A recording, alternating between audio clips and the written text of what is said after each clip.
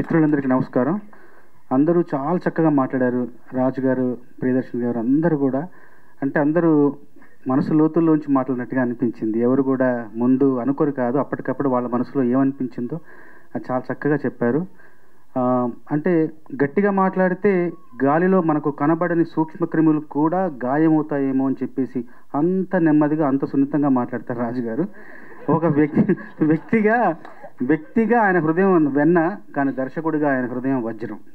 ఒక దృఢ సంకల్పం, ఉక్కు సంకల్పంతో సినిమాలు చేస్తారు. నేను ఎప్పుడు నమ్మేది ఏంటంటే, నిజాయితీ అనేది పైనుండి కిందికి ప్రవహిస్తుంది జలపాతంలాగా. నిజాయితీ ఆయన 100 పాళ్ళు నిలువెత్తు నిజాయితీ ఆయన రాజుగారు. ఆ నిజాయితీ, ఆ నిజం అంతా కూడా కళాకారుల్లోనూ, నటీనటుల్లోనూ, సాంకేతిక నిపుణుల్లోనూ కూడా ప్రవహించి అందరూ నిజాయితీగా పనిచేశారు ఈ సినిమాకి. నేను సినిమా చూసిన తర్వాత పాటలు రాయడం కోసం వచ్చినప్పుడు 2.5 గంటలు సినిమా చూసిన తర్వాత ఏం పాటలు రాయాలి, ఎలా రాయాలని ఆలోచించకుండా ఈ సినిమాని ఎవరికి చెప్పాలి, ఏ పెద్ద సంస్థలకు చెప్పాలి, ఈ సినిమా బయటికి ఎలా తీసుకెళ్ళాలి, ఎలా ప్రజలకు చేరువ చేసే ఆ క్రమంలో నేను ఎలా సహాయపడాలని అదే ఆలోచిస్తున్నాను చాలాసేపు. ఎలాంటి దీన్ని ఎలా బయటికి రాబట్టాలి బయటికి అని చెప్పేసి చాలాసేపు ఆలోచించి తర్వాత కొన్ని రోజులకు మళ్ళీ పాటలు రాశాను. ఈ సినిమాకి పాటలు రాస్తున్నప్పుడు నాకు ఎదురైన ఒక సంఘటన చెప్తాను. ఏంటంటే, ఈ సినిమాకి ఒక సందర్భంలో రాబిన్ ఒక ట్యూన్ చేసి, అప్పటికే ఆర్కెస్ట్రా చేసి నాకు ట్యూన్ ఇచ్చారు. ఇచ్చిన తర్వాత నేనేమన్నానంటే రాజుగారితో 2-3 సార్లు విని, ఇది ఎందుకో నేను అనుకున్న భావాలకు, ఆ సందర్భంలో రావాల్సిన భావాలకు ఈ బాణిలో పొదగదేమో, నేను రాయలేకపోతున్నానేమో, అందువల్ల స్వేచ్ఛగా నేను ఒకటి రాసేస్తాను, రాసిన తర్వాత దానికి బాణి కడతారా అంటే అప్పటికి అది రికార్డ్ అయింది. దాన్నంతా పక్కన పెట్టి మళ్ళీ కొత్త పాట, కొత్త సాహిత్యానికి మళ్ళీ బాణీ కట్టే అవకాశం కోసం నేను అడిగినప్పుడు వెనకాడకుండా మీరు రాయండి, మేము బాణీ చేయిస్తామన్నారు. అబ్బాయి జైల్లో పడతాడు, అమ్మాయి ఎదురు చూస్తూ ఉంటుంది, అమ్మాయి పొట్టతో ఉంటుంది, ఎదురు చూస్తూ ఉంటుంది.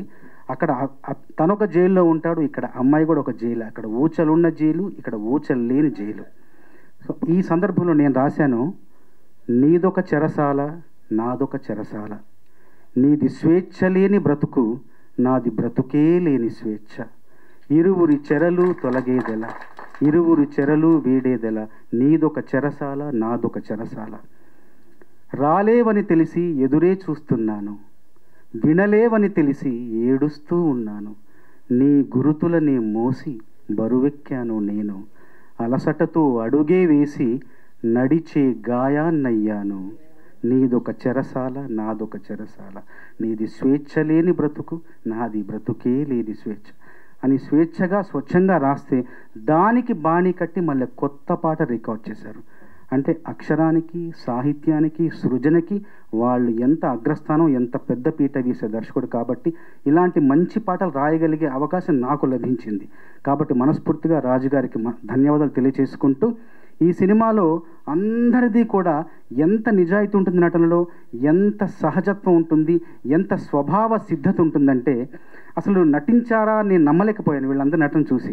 మామూలుగా సినిమాల్లో మనం కింద క్రెడిట్స్లో సాంకేతిక నిపుణులను వేస్తాం కదా, ఈ సినిమానికి సాంకేతిక నిపుణులతో పాటు నటనా నిపుణులను వేయాలేమో వీళ్ళకు, అంత బాగా నటించారు.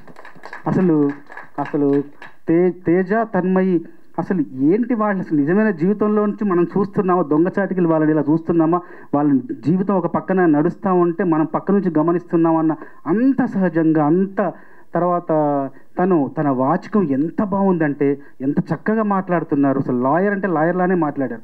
తర్వాత చూస్తే ఆయన తర్వాత అందరినీ క్యాస్టింగ్ చేసే డైరెక్టర్ అంట. అది నేను ఆశ్చర్యపోయాను. పవన్ బాబు, నువ్వు నా పాటను పొగడావని నేను పొగడట్లేదు బాబు, నేను నిజంగానే పొగడుతున్నా. అసలు జైల్లో ఒక మనిషి ఎలా ఉంటాడు, అతని మానసిక స్థితి ఎలా ఉంటుంది, అతని ప్రవర్తన ఎలా ఉంటుంది, ఎంత గందరగోళానికి, ఎంత అయోమయానికి గురయ్యి ఎలా వాళ్ళు ప్రవర్తిస్తారన్న దానికి అలా సాక్షాత్కారం. అసలు ఆయన చూస్తుంటే ఎంత బాగా నటించారో.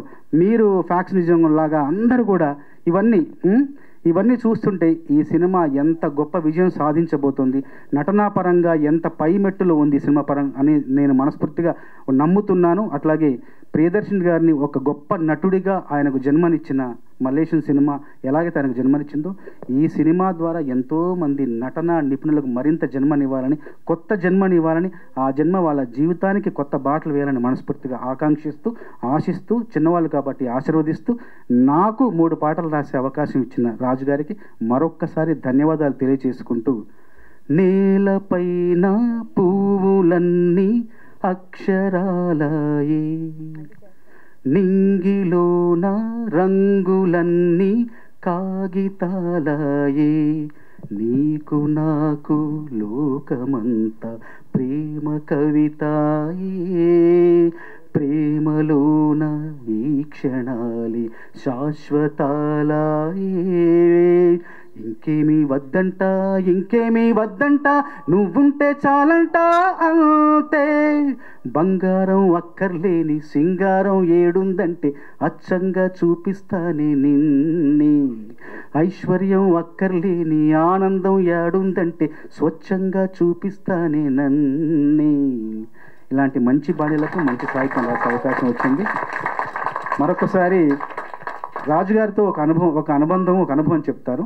మలేషియన్ కావచ్చు, ఈ సినిమా కావచ్చు, నేను ఒక రెమ్యునరేషన్ చెప్తా. ఆ రెమ్యునరేషన్ నేను అడిగింది తీసుకొచ్చిన తర్వాత నేను పాట రాసిన తర్వాత పాపం ఈ సినిమాకి అంత శక్తి అంటే ఎంత శక్తి ఒక సినిమాకు ఉంటుంది, ఒక మార్కెట్ కానీ అదంతా చూసి నేను అడిగిన దాంట్లో ఒక 60% తీసుకున్నాను, మిగతా 40% అతనికి వెనక్కి ఇచ్చాను.